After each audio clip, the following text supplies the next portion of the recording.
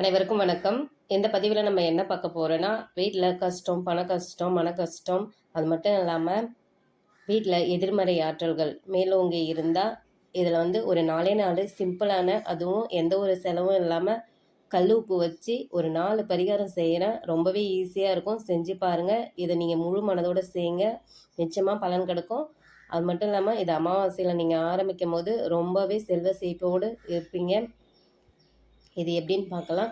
வீட்டில் எப்போ பாரு பண கஷ்டம், சண்டைகள், சச்சரவுகள், கணவன் மனைவிக்குள்ள, அது மட்டும் இல்லாமல் குடும்ப உறுப்பினர்களிடையே எந்த நேரமும் மனக்கசப்போடு இருப்பீங்க.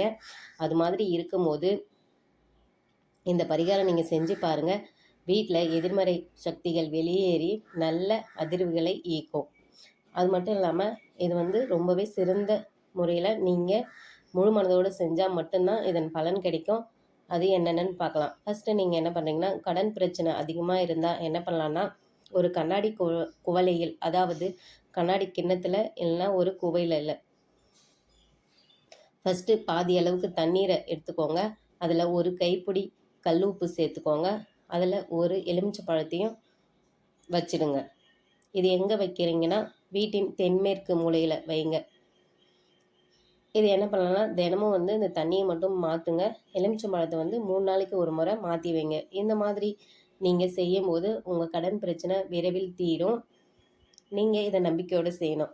அடுத்து என்ன பார்க்கலான்னு பார்த்தீங்கன்னா, வீட்டில் பணவரவு அதிகரிக்க ஒரு சிறிய கண்ணாடி பாத்திரத்தில் அதில் கல்லுப்பு போட்டு அதில் ₹1 நாணயம், அதாவது ₹1 மட்டும் போட்டு இதை எங்கே வைக்கிறீங்கன்னு பார்த்தீங்கன்னா, வீட்டில் சமையல் அறையை வைங்க.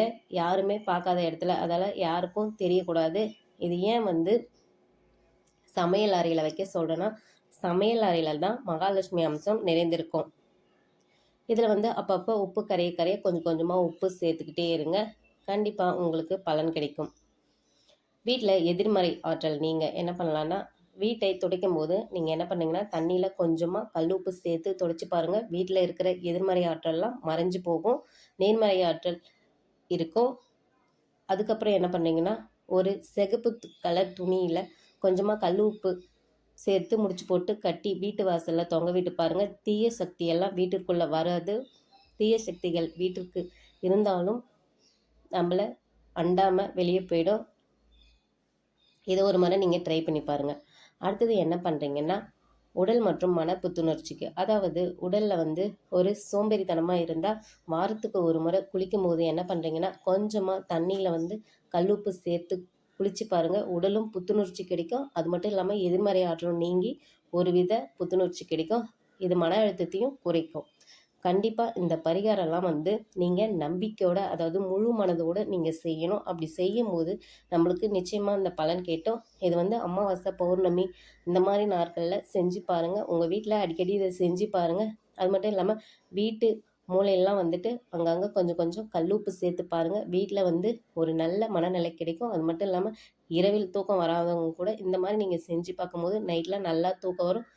கண்டிப்பாக மறக்காமல் ஒரு மாதிரி செஞ்சு பாருங்கள். கல் உப்பில் இவ்வளோ ஒரு நன்மை இருக்குது. இது சரியாக யாருக்குமே தெரியறது கிடையாது.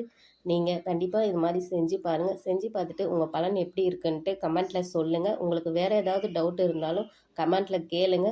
கண்டிப்பாக பதில் சொல்கிறேன்.